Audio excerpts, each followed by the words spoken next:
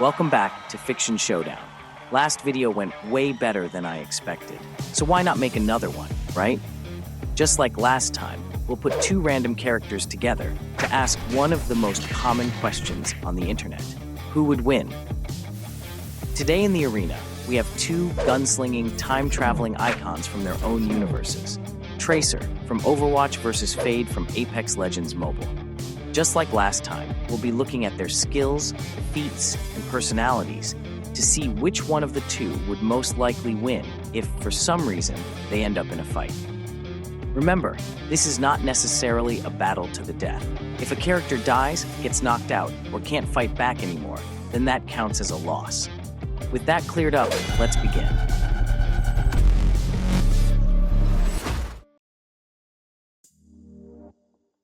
In a far, far future, humanity developed incredibly advanced technology, eventually creating AI bots known as omnics, created to serve their masters and perform various labors. But like most futures with advanced AI, the omnics eventually rebelled.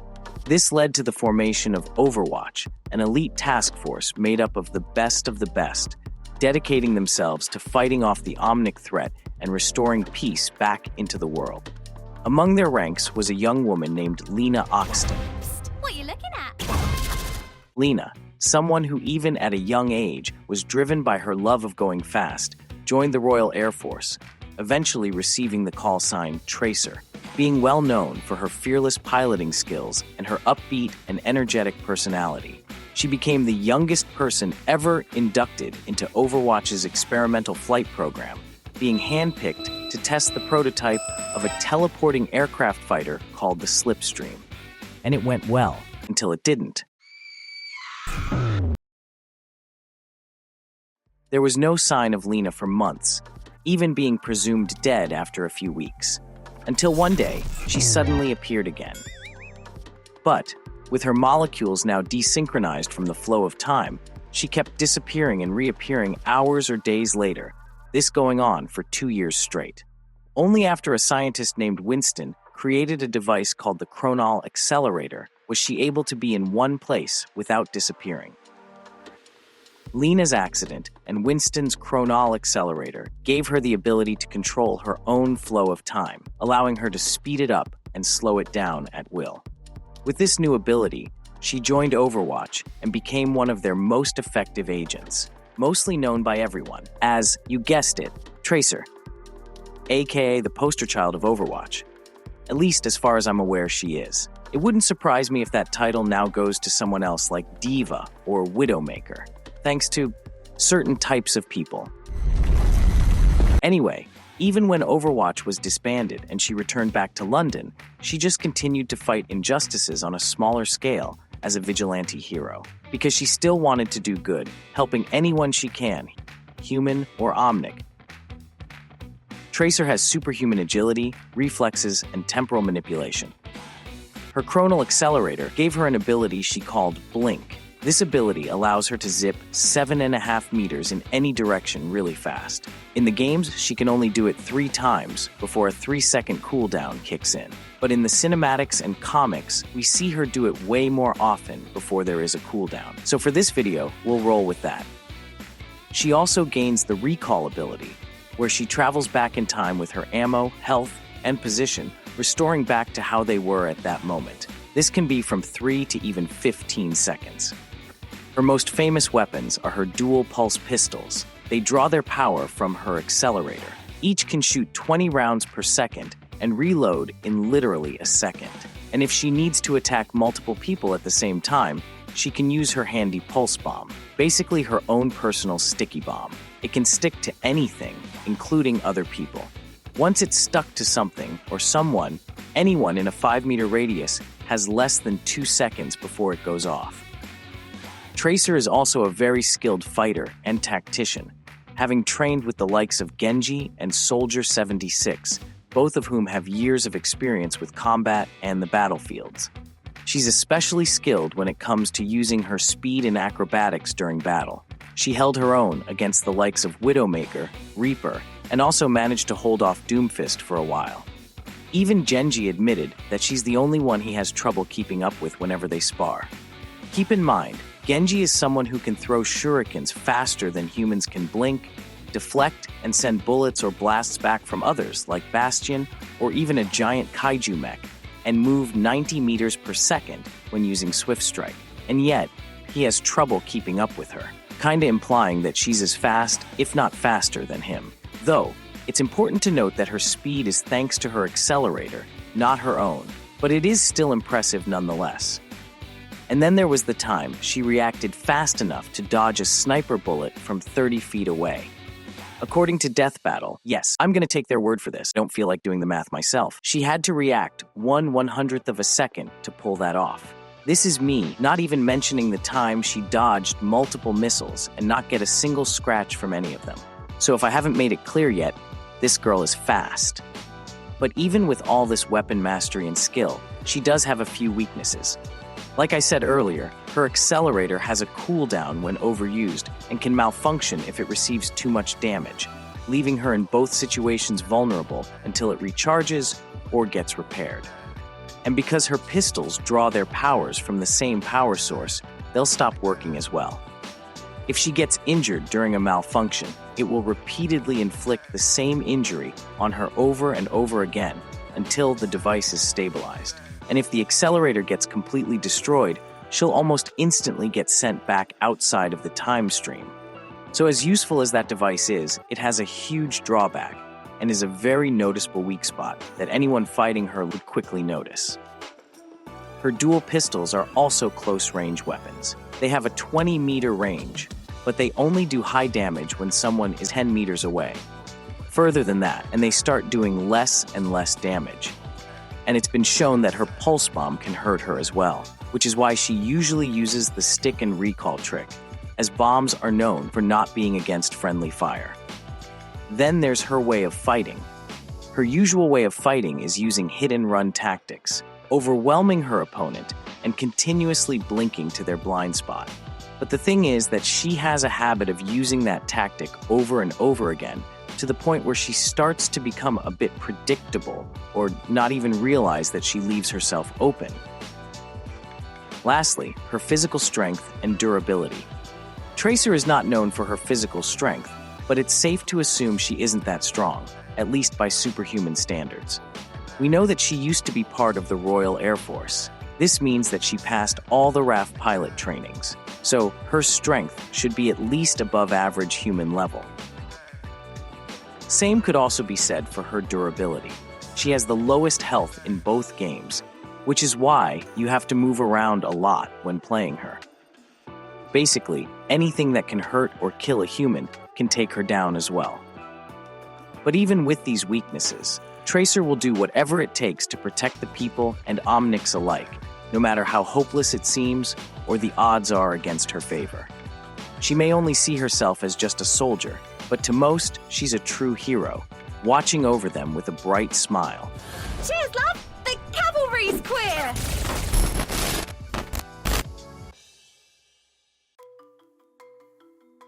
It's the 28th century. Humanity has finally unlocked the secrets of advanced space travel, leading them to discover and settle inside the newly discovered region of space known as the Frontier.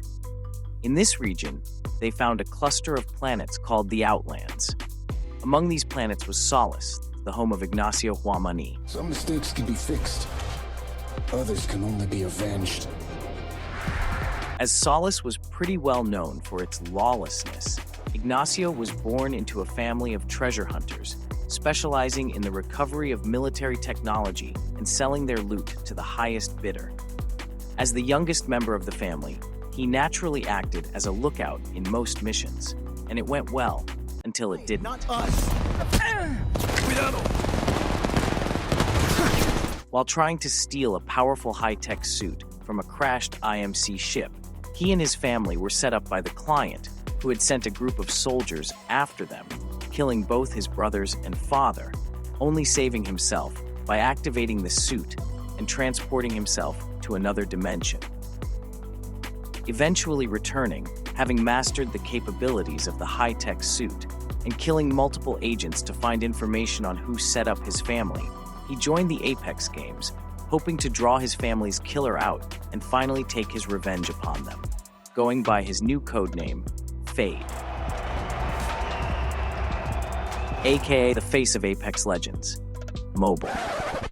Come on, you guys really thought he was more popular than Wraith? I don't know how popular he was before the app was shut down, R.I.P.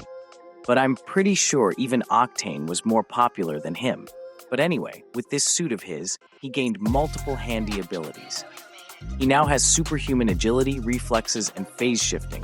His suit can give him a temporary speed boost whenever he runs. This will make him 15% faster, which would be around 24 kilometers per hour, which is not as fast as the average Olympic athletes like Usain Bolt or Johan Blake, who can run almost twice that fast, but it is still way faster than most are capable of going. And if he's in a dangerous situation where he can't find a way out, he can always use his flashback ability. This is where he basically time travels back to where he was 5 seconds ago using the Void, the same dimension Wraith, Ashe, and Alter use. The distance can be from 50 to 60 meters, or half a football field, or a bit further if jumped from somewhere high. It takes him only a second to activate it, and when activated, he can't take any damage and can cancel it within those 5 seconds. And lastly, there is his phase chamber, his trump card.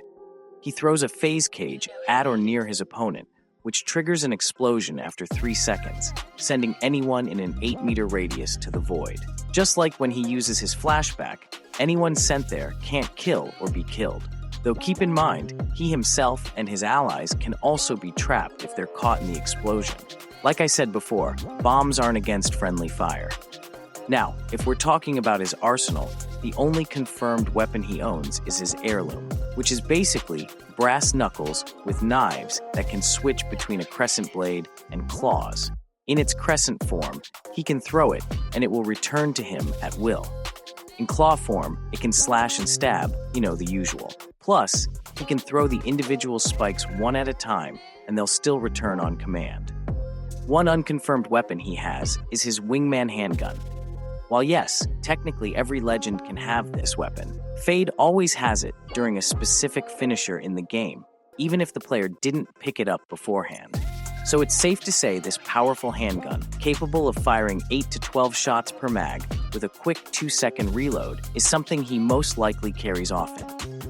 But anyway, Fade is a very skilled marksman and combatant, able to take out multiple skilled mercenaries and soldiers on his own, and go toe-to-toe with highly skilled opponents like Octane, Bloodhound, and Ashe. His years of treasure hunting have made him an excellent tactician, making plans beforehand. Even when things don't go as planned, he's known to think quickly on the spot. Now, his reflexes and agility are also superhuman. He can dodge multiple R301 bullets fired at him from multiple directions for a short period, even when they were up close. One time, he was able to react fast enough to not only register there was a gunshot, but also activate his flashback ability and pull Crypto out of the way while the bullet was mere inches from his head. I still have a hard time figuring out how he knew that bullet was coming. It's almost like he had some kind of spidey sense. The final feature of the suit is its high bullet resistance, causing most bullets to bounce off his body. With his skill and these tools at his disposal, it's no surprise he managed to make it as far in the Apex games as he did. Even with all this in his arsenal, he does have a few weaknesses. For example, his suit protects certain parts of his body more than other places, and his face only has a mask, with the majority of it being unprotected. And his suit being bullet-resistant doesn't stop internal injuries from happening, even if it was 100% bulletproof. Keep in mind, he's still a human. Anything from stab wounds from a knife to grenade explosions can hurt or even kill him. And according to his bio, Fade has a temper, which tends to get the better of him a lot. And then there's his gun. As much of a punch this semi-automatic does to others, unless you have a good aim, it's very difficult to keep good accuracy with it, especially with a fast-moving target. Missing shots with it can leave him vulnerable because of the slow fire rate and the recoil it has. So if Fade doesn't use it properly, he could risk causing some serious injuries to his hand, wrist, or even his shoulder. And lastly, the blades on his heirloom. they can't be too far away from him, or else he can't recall them back. This includes the whole heirloom itself when he throws it. But either way, Fade, as cold as he can come across, deeply cares for those who will stand by him.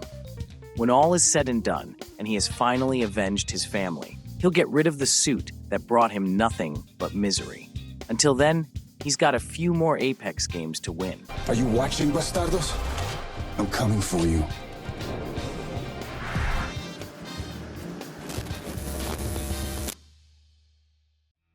Now, with all this information, who would most likely win between these two? Durability. Durability goes to Fade. He's literally wearing a bullet-resistant suit with flexible clothing, which I assume also has some level of bullet resistance. Tracer is basically walking around in an orange jumpsuit with a flight jacket. Only her arms, chest, back, and eyes have any protection, and things didn't get any better in the sequel game. And while yes, Tracer has shown some impressive feats, like surviving an explosion, if you looked closely, you could see that she blinked out of there before the blast could hit her, which is why you don't see any damage on her. Endurance. Endurance was a tough one to call, but I have to also give it to Fade. Even though he hasn't shown a lot of his endurance, we do know that it is high enough that he can go toe-to-toe with someone like Ashe. Chances are high that he didn't win, but just standing against her like he did is impressive nonetheless, as she is one of the strongest legends there, only being rivaled by someone like Revenant. Tracer has shown that she can't take that much damage before she goes down. I mean, there's a reason why she almost always uses hit-and-run tactics. Speed and agility. Speed and agility obviously goes to Tracer. Her chronal accelerator can make her outrace a moving motorcycle and even zip around London while stopping crime. Fade, even with his speed boost, wouldn't even be able to outrun a hippo. Her fighting style also makes full use of her agility, blinking and moving around constantly to outmaneuver her opponents, while Fade's fighting style is more head-on brute force. Stamina. With stamina, I'll call it a draw. Both can basically fight for long periods if needed, even in very stressful situations. But honestly, most well-trained soldiers can do this. Strength. Strength goes to Fade. Tracer relies on her speed and agility during battles. I mean, look at her.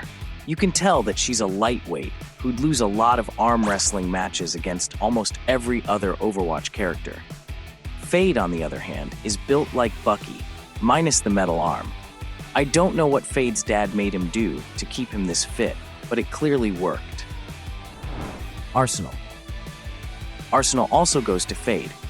While Tracer has her accelerator, dual pistols, and pulse bombs, Fade brings more to the table. He has a high-tech suit, a phase chamber bomb, his heirloom, and the wingman. And while yes, he only has one weapon more than her, which technically isn't confirmed he always has with him, but even without the wingman, Fade Arsenal is a bit more impressive than Tracer's. For example, she has her own personal sticky bombs that do what any bomb does. Fade has a bomb that can send you to another dimension. She has 2 dual pistols that can shoot together 40 shots per second. Fade has a futuristic dagger with multiple modes, including but not limited to a claw mode.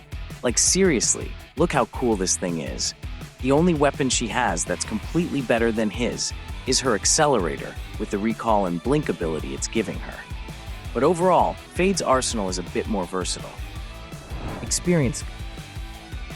Now experience goes to Tracer. She has years of training from her time at the Royal Air Force at just 17 and with Overwatch. While Fade also started out young, it's never specified exactly what age he started. So until that's revealed, which is probably going to be never, I'll have to give it to Tracer. Skill and battle IQ. Skill will go to Tracer. Like I said earlier, she has years of training from her time at the Royal Air Force and Overwatch, training with the likes of Genji and Soldier 76. Fade also might have gotten some training from his mercenary father, but I'm pretty sure these two combined have way more skills they could have taught her than his father could have offered to him. Now, battle IQ is an interesting one because it can go either way. Remember, this category isn't just about raw strength or how good you are at fighting. It's also about how good you think on your feet, adapt to different situations, and plan ahead in combat. Both Tracer and Fade excel in this, but in very different ways. Tracer is good at thinking quickly and executing plans on the fly, thanks to her experience as a pilot and an Overwatch agent. She mastered using her speed and time manipulation abilities to outmaneuver her opponents, creating multiple openings in chaotic situations.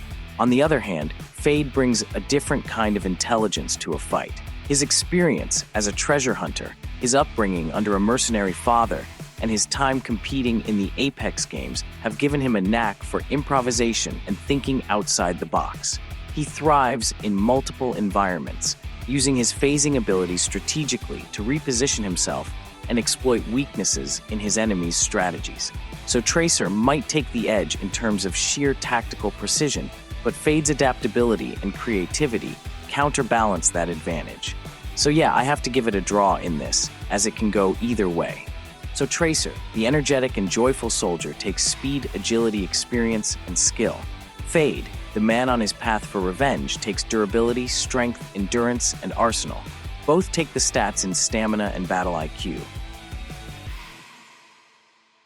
I was not expecting them tying while researching this, but let's finally answer the question. Who do I think would win in a fight between these two? Honestly, I have to give it to Fade. While yes, Tracer is faster, has more experience, more skills, and greater range, but that's really where her advantages end. Fade, on the other hand, is physically stronger, has better defense, has more weapons, and essentially has a higher attack potency than Tracer.